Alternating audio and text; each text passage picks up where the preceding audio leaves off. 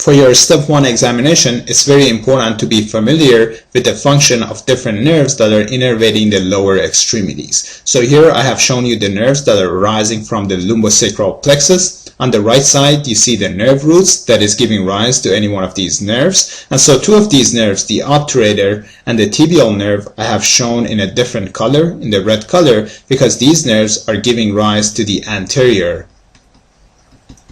division fibers, while the rest of the nerves that I've listed in black are giving rise to the posterior division fibers. In any case, what I would like to do here is to discuss the type of injury that will cause damage to any one of these nerves, and then discuss the type of motor as well as the sensory defects that results from this injury. So here I have listed different nerves for you.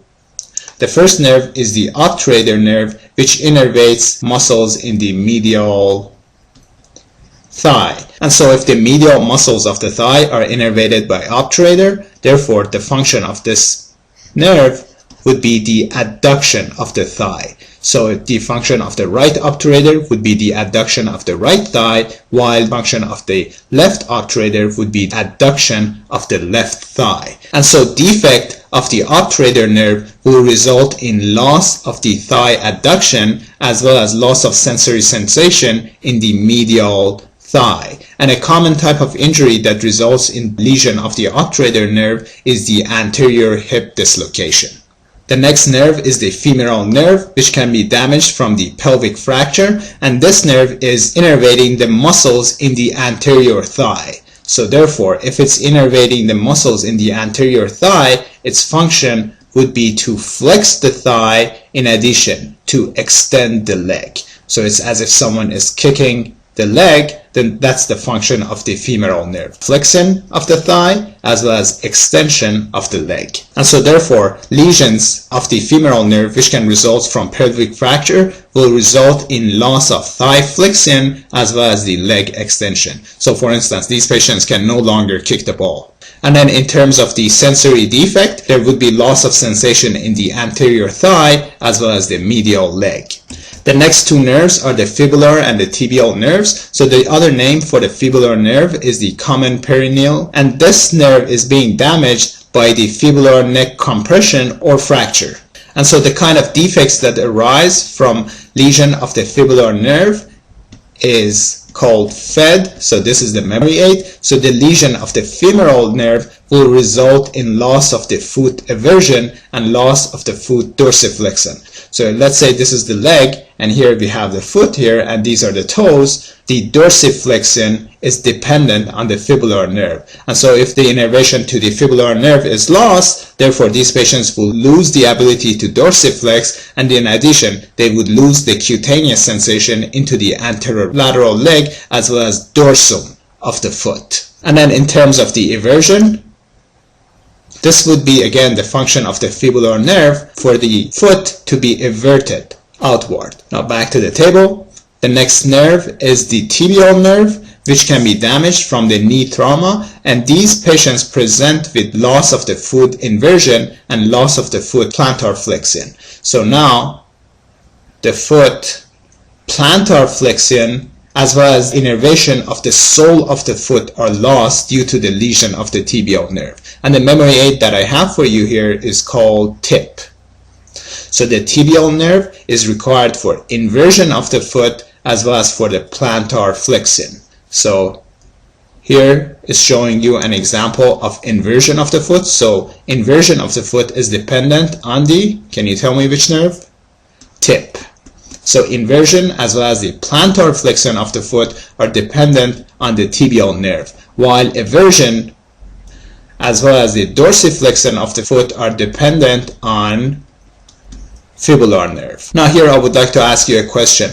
What kind of defect, is it the tibial or the femoral nerve, will result in the steppage gait, where the patient will have to keep rising the entire leg to avoid the foot being dragged on the floor? And so you know how we have the tip and the FED. Which nerve is it that will help you dorsiflex the foot so that you won't have to hit it against the floor while you're walking. It's the fibular nerve that dorsiflexes the foot. So if there is a lesion of the fibular nerve, the patient is no longer can dorsiflex the foot, and so it will keep on dragging on the floor. So therefore, if there is a lesion of these nerves, these patients will have something called steppage gait, where they would keep on raising the entire leg in order to avoid their foot being dragged on the floor. So back to the table. The next two nerves are the superior gluteal and the inferior gluteal. So the superior gluteal is innervating the gluteus medius and gluteus minimus muscles, while the inferior gluteal is innervating the gluteus maximus muscle. So the gluteus maximus muscle is basically the muscle of the butt, and its function is to help climb the stairs and push downward. So if a patient loses the function of the gluteus muscle, therefore they won't be able to jump, they won't be able to climb the stairs because they can no longer push the leg downward. On the other hand, the function of the gluteus medius and gluteus minimus are to help with the thigh abduction. So in other words, they would now help with the thigh abduction. So if a patient now raises a leg while standing, since the gluteus medius and maximus cannot not help with the abduction of the thigh, therefore they would be tilted towards the side that they're raising their legs, and this is referred to as Trendelenburg sign. So let me show you an example. So the function of the gluteus minimus and medius is to help with the abduction of the thigh. So if there is loss of the function of the gluteus medius and gluteus minimus, therefore these patients cannot abduct the thigh while they raise one of their legs. And so now you can see that the whole hip is tilted downward, while normally it should stay in this straight line. And so the fact that these patients will lean into one side upon raising the leg, this is referred to as positive Trendelenburg sign. And so once again, back to the table.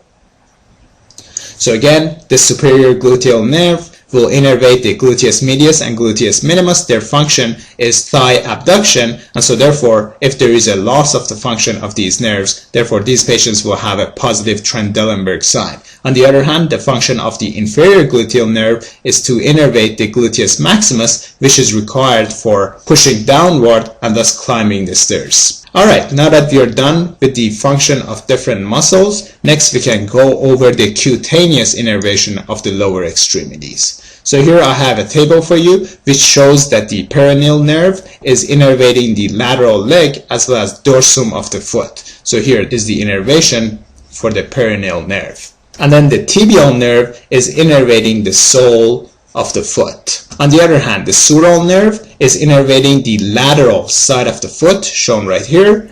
And so, in fact, sural nerve is a combination of both the peroneal and the tibial nerve. And so it supplies the posterior leg as well as the lateral side of the foot. And so here it's shown, and the nerve root to the sural nerve is the S1, S2. The next nerve is the saphenous nerve, which is a branch of the femoral nerve, and it supplies the medial leg as well as the medial foot. So once again, you can see that the saphenous nerve is innervating the medial leg as well as the medial foot. And so a kind of memory aid that I have for you to remember the type of nerve roots that will innervate different parts of the leg, because on the exam you may be asked that there is a patient that has lost innervation, for instance, to the lateral side of the foot. And so the memory aid that I have for you that will help you remember which nerve roots are innervating different parts of the foot is called 1, 2, 3, 4. So if we have the foot right here, then we have S1 and S2 innervating the lateral part, while L3, L4, which is the saphenous nerve, is innervating the medial part of the leg.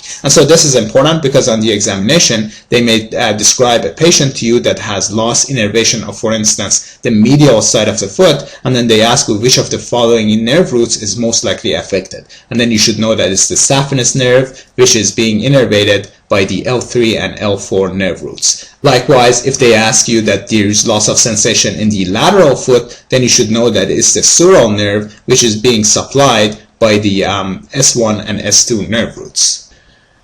So here is the memory aid that I just told you. So the lateral side of the foot is being innervated by the sural nerve, which is arising from S1 and S2. And then the medial part of the foot is being innervated by L3 and L4, which gives rise to the saphenous nerve. Alright, now that we are done with the discussion of the innervation of the lower extremities, since this is a very high yield topic to know the cutaneous innervation of different parts of the body, I would also like to review those with you. So here I have the innervation for different parts. So the C2 nerve root will innervate the posterior half of the skull cap, which is shown right there.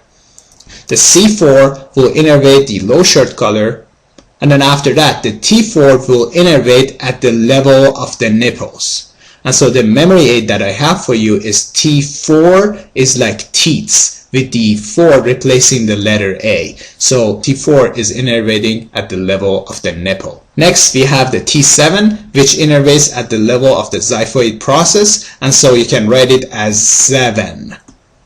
So T7 is innervating the xiphoid process. T10 is the next nerve root, which is required for the innervation at the level of the umbilicus. And so the memory aid is that T10 is innervating at the level of belly button.